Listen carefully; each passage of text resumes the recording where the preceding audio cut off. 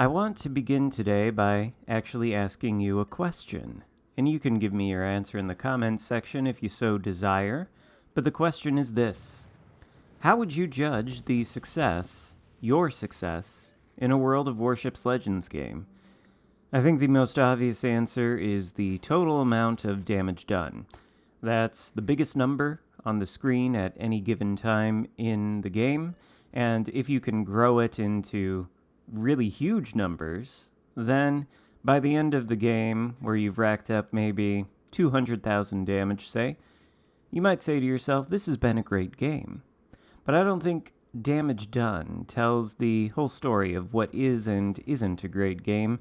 A better indicator, I would say, is your total amount of base XP at the end of a game, because you could go through an entire game in a destroyer, for example, and you might only do 50,000 damage, but at the same time you might solo cap 2 caps and end up with 2,500 base XP at the end of the game. Obviously, the damage number wouldn't be super impressive at 50k, that would be kind of mediocre, but the XP at 2,500 would be pretty darn good. So this is all to say that I think XP is a more reliable indicator of performance at the end of a battle, because it rewards you for things beyond merely doing damage, things like playing the objectives. In any case, none of that is really super relevant to this game, except in one sense.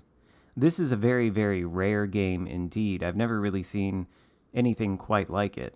For our part, we're playing the legendary tier IJN cruiser Yoshino, which is a pretty good ship, and we're going to end up with over 2,000 base XP at the end of this match. But the point here is so is 2/3 of our team. That's right, 6 players in this game are going to score over 2,000 XP at the end. World of Warships Legends is, in the end, a team game.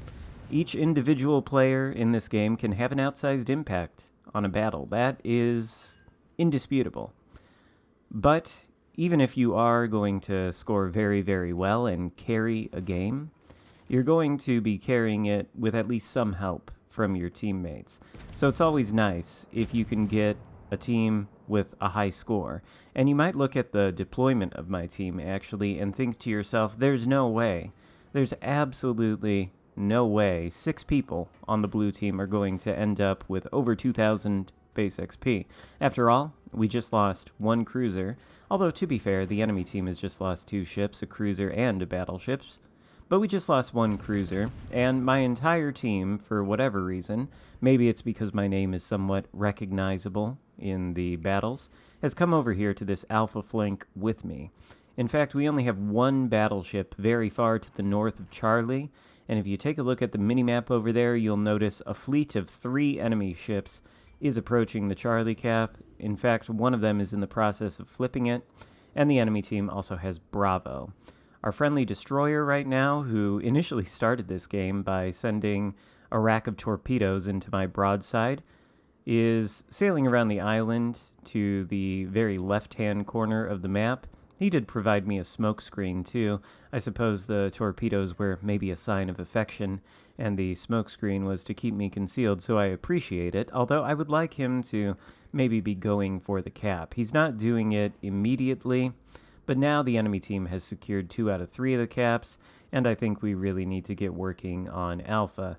It's okay, though. You don't always have to go straight into a cap when you're playing a destroyer, and sometimes I would very much prefer it if destroyers didn't do that. Oftentimes it can be a great idea, an advisable idea even, to play around the caps until enough intelligence data is gathered and you're sure it's safe for you to push in and take the cap. You certainly don't want to sink in your destroyer in the first 5 minutes of a game. In any case, it's absolutely safe now. Hopefully, I think that was a Shimakaze. Hopefully our Shimakaze is now turning toward Alpha. But since the enemy team has flipped both Bravo and Charlie, I've decided I need to actually head toward this side of the map, because now the enemy team has only 1 place left to go, and that's straight toward Alpha. The rest of my team is going to start taking positions, pushing up either side of the flank. We're going to go to the north and to the south to meet the enemy push. And the enemy has lost another battleship. So they're down 3 kills. The Minotaur is sitting exposed inside of the cap. If only we had the AP loaded, I think we probably could have taken him out there. But nevertheless, the HE still chunks him. My team is well on their way toward wrapping up the capture of the Alpha Point. I'm not joining them for it. We're heading toward Bravo. Not spotted anymore now that the Minotaur is gone. And my only real question in my mind right now is, where is the enemy destroyer? Because that's going to be the key to taking this cap. Our destroyer has managed to stay out of Alpha entirely. It was secured by 2 of our battleships, but he is heading straight for the last known position of the enemy destroyer and approaching the Bravo cap quite quickly. There's 2 cruisers left. I don't know whether they're radar cruisers, but things could get dicey. This game is still anybody's game. We're nearly even on points. In fact, the enemy team is ahead of us a little bit, and so long as they maintain the cap's lead, they'll be able to maintain the points lead unless they get sunk. So our goal right now is to either continue sinking ships very quickly, or better yet, to retake the Bravo cap from red hands.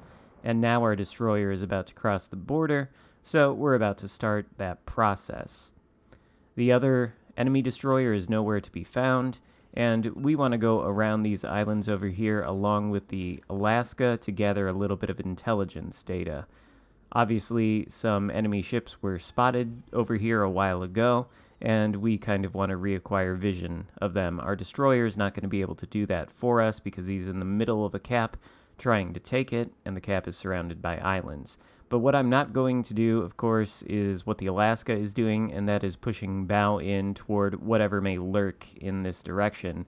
Turns out to be an enemy Yamato, which is a scary thing to see indeed. We're also broadside to that Yamato, and, well, being broadside to a Yamato is very dangerous in any ship, much less the Yoshino, which has a proclivity for being citadeled, even with the slightest amount of broadside. The Yoshino citadel is massive, and its 30mm armor plating is not going to prevent overmatch from the Yamato.